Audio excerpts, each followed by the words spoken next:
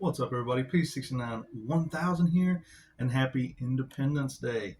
We're going to do something special today. We're going to do Hauntings of the American Revolution. This is the greatest country in the world, and this is our 249th birthday, 249 years of liberty and independence, and God bless America. So, without further ado, let's get into it. George Washington, the father of our nation, George Washington continues to inspire us long after his death, and according to some, he is still making his presence known.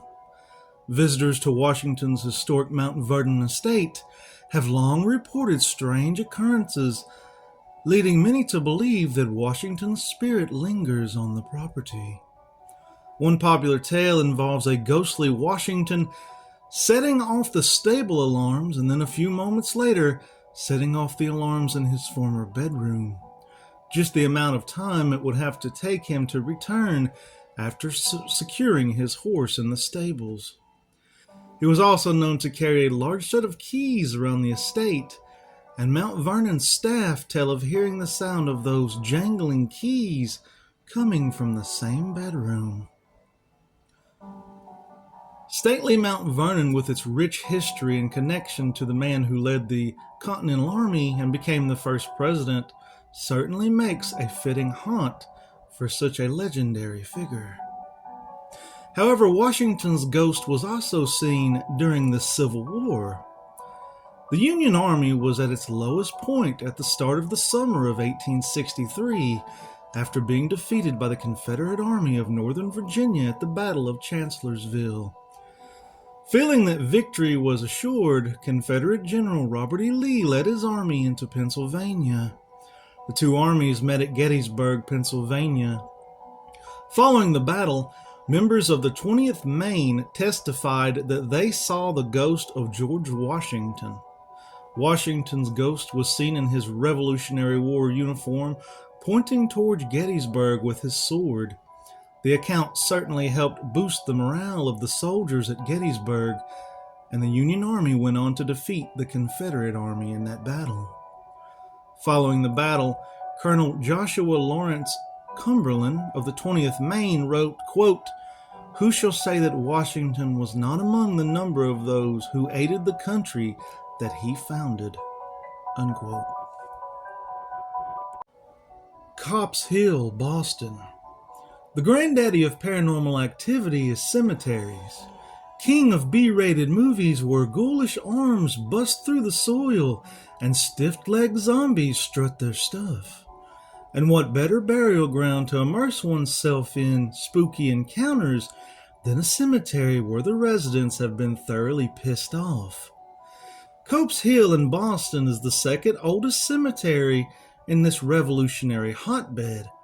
Since 1659, named after a true alliteration, Cop the Cobbler, it is an elevation in what we now call the historic North End, bordered by Hull Street, Charter Street, and Snow Hill Street. After the brave patriots of the Revolution beat back the British on the Boston Peninsula, these passionate patriots compounded British misery by cutting off foraging parties desperate for food and supplies. After a nasty affair on Noodle and Hogg's Island, both now are gobbled up by landfill and a noisy airport, in which British livestock were killed off or driven off, British commanding General Thomas Gage and most of his army were enraged. The general decided to construct a battery at Boston's North End on a hill that overlooked rebel positions across the river, one that happened to be laced with numerous tombstones. After the metal behemoths were hauled to the summit and the battery constructed, offending the nocturnal residents lingering 6 feet under, matters worsened. British gunners and troops stationed among the 24-pounders saw among the cluster of tombstones a means to take out their pent-up frustrations, and no doubt a means to stave off their boredom. With little to no regard of the poor souls encased in their eternal slumber, they levied muskets and blasted away, practicing their marksmanship by turning headstones into Swiss cheese, most likely preceded by a generous draught of rum and ale, to be followed by loud cheering and hurled insults at the patriots. One headstone in particular received the most punishment, that of Captain Daniel Malcolm. He was a smuggler and a British agitator who once rallied over 400 men and boys to prevent the British from confiscating his contraband wine. Illness overtook the industrious patriot smuggler in 1769, who commented just before death that he wished to be buried 10 feet deep so that he'd be, quote, safe from British bullets, unquote. It seems the scarlet-clad troops unleashed a barrage of lead in Malcolm's direction to remind the captain of his deathbed wish. Today, Cobbs Hill Cemetery is rife with paranormal activity. No doubt the restless souls still streaming after their rude treatment. So much so that Boston's own refused to even venture near the place. Everything from strange lights and muffled cries and painful groans to even shadowy figures has been seen lurking among the ancient tombstones that still display chipped stone from the British lead. Troubled souls driven by the indignation of their peppered gravestones, their legacy scarred and scattered to the wind forever. Thomas Jefferson, author of the Declaration of Independence and the third President of the United States, is one of our nation's most revered figures. His spirit is said to occasionally reappear as if it's still absorbed in endless contemplation. At his beloved home of Monticello, staff and visitors have reported hearing him whistling, something he was known to do as he roamed through the house, deep in thought. But according to the tales, his spirit isn't relegated to just one location. It is also said that it can be heard playing the violin in the yellow oval room of the White House. For those who believe in such things, Jefferson's ghost may still be pondering the great ideas of liberty and the pursuit of happiness and the rights of humanity, even in death. Jockey Hollow, Morristown, New Jersey. Abject pain, starvation, suffering, and misery. That's what Washington's Continental Army faced at Jockey Hollow during the winter camp of 1779 through 1780. It was the stuff of nightmares. Agony far greater than that endured at Valley Forge 2 years earlier. It was a winter of no less than 28 snowstorms with drifts as high as 15 feet and temperatures that plummeted below zero for weeks on end. Destitute of funds to provide food, blankets, winter clothing, and even the barest means for survival, 10 or more men were forced into cabins barely large enough to accommodate 2 men. Death and despair accompanied men on their daily struggle to stay alive, and down the hill from their drafty huts sits a boulder. It serves as a grave marker for roughly 100 soldiers whose remains lay one on top of the other beneath the soil. Literally a cauldron for restless spirits. No wonder it has seen its share of ghost sightings. Numerous paranormal activities have been reported by hikers, visitors, and particularly reenactors. Common among the sightings is a group of soldiers marching lockstep through the dense trees. Shadowy outlines of soldiers have been seen darting amongst the huts. One reenactor staying the night in one of the reconstructed cabins was heading to the latrine when fife and drum music abruptly started playing right next to her, ending just as suddenly. During the quieter winter months, one spirit has been witnessed multiple times wandering the well-worn trails. She is a translucent apparition of a woman carrying a lantern and wearing a long white colonial-style dress in one of the park's guest houses. Visitors have seen a brown dog chasing the owner's cat around the house until the canine suddenly vanishes. Journals of soldiers write that men were so desperate for food, some of them even ate their pet dogs. Could that pooch be the same that met with an untimely demise at the hands of its owner? The faceless officer. After British General Johnny Burgoyne surrendered his army at Saratoga on October the 7th, 1777, prisoners were herded south to Boston, mainly just outside the city of Somerville. At first, requests were made of the people of Cambridge to house the prisoners. However, it was met with such amnesty and intense anger that the matter was dropped. At Somerville, the men were eventually imprisoned in the old barracks left by the Americans the previous year after the siege of Boston had ended.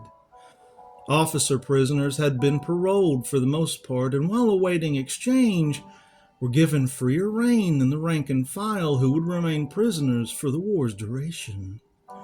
On June the 17th, 1778, British Lieutenant Richard Brownie, while descending Prospect Hill in Somerville, was accosted by a patriot sentry. When Brownie refused to obey the guardsman, the man raised his musket and shot Brownie point blank in the face, killing him instantly.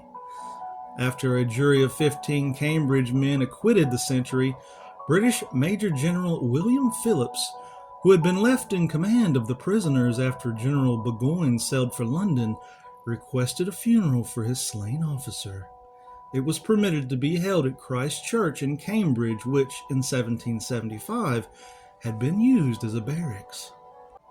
Enraged Cambridge residents learned of the funeral and protested their displeasure by breaking into the church during the service. A British eyewitness reported that, quote, the Americans seized the opportunity of the church being open, which had been shut since the commencement of hostilities, to plunder, ransack, and deface everything they could lay their hands on, destroying the pulpit, reading desk, and communication table, and ascending the organ loft, destroying the bellows, and broke all the pipes off of a very handsome instrument, unquote. The funeral was eventually concluded, and Brownie was laid to rest in the vassal tomb of the Christ Church. All these long years, there has been multiple reports of a faceless colonial soldier lingering the halls of Christ Church and haunting the old burying ground that surrounds the church. Perhaps Brownie's soul remains unsettled by the violent send-off he received by Cambridge's passionate patriots. Abigail Adams.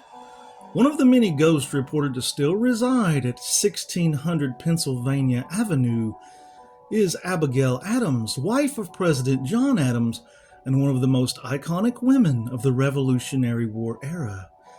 She is thought to haunt the East Room of the Executive Mansion. During the Adams administration, the White House was still under construction, and Abigail hung the family's laundry in the large East Room to dry. People have reported seeing a ghostly figure in a cap and shawl resembling Abigail moving through the room, arms raised as if carrying a load of laundry. Some have even claimed to smell lavender and soap when she appears. Boston Common in Boston. Known as America's oldest park, Boston Common is a testament to the longevity of the city and of the nation. Perhaps not as flattering, the park is also a testament to death. The land that Boston Common encompasses was in use ever since the first colonists founded the city. First, it was used as herding land. Boston Common soon became a slaughterhouse of public executions for more than 100 years. Criminals, witches, pirates, and even Native Americans felt the noose tighten on their necks, displaying out on a great elm tree. A plaque now sits where many have been sentenced to die. Many were buried in the central burying grounds in Boston Commons. When construction began for the city's first subway line in 1895, more than 1,000 bodies were unearthed and moved. When the Revolution swept over the colonies, Boston Common was used to house the British troops. Many left for Lexington and Concord in 1775, which would end up being the battles that started the American Revolutionary War. The area where the great elm gum tree lay, as well as the cemetery, is well known for its hauntings. People say that despair hangs over the graveyard, almost as if being in a large crowd and longing for escape. Others see shadows moving across the gravestones as if being watched or followed. At the plaque of the great elm tree, people have reported seeing floating apparitions as if they were hanging there by something. Other people have noted the sound of creaking rope, like it was being tightly pulled against someone's neck.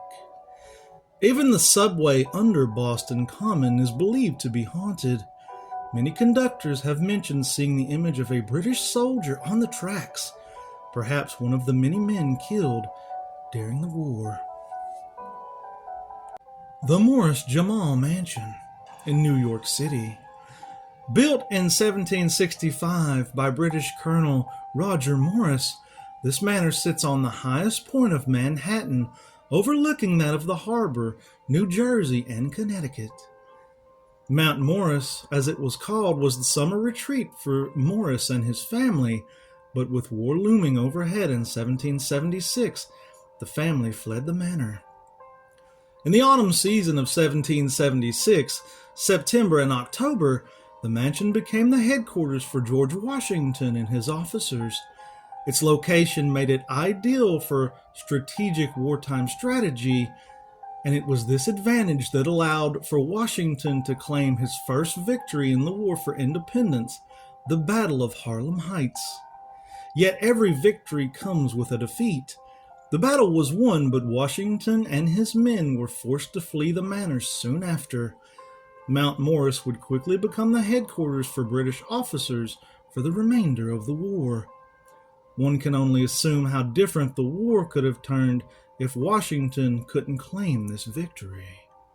Interestingly enough, after the war, the manor would host a dinner party with George Washington as the guest of honor, now at this point President of the newly formed United States of America. Today, the manor is considered one of New York's most haunted homes. Two of the most well-known ghosts of the house are the former owners. After the war, Stephen and Elijah Jamal.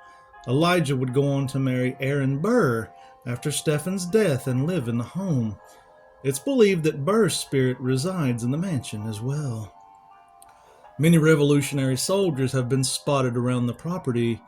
Apparitions have been reported gathering at the dining table, almost as if at a party.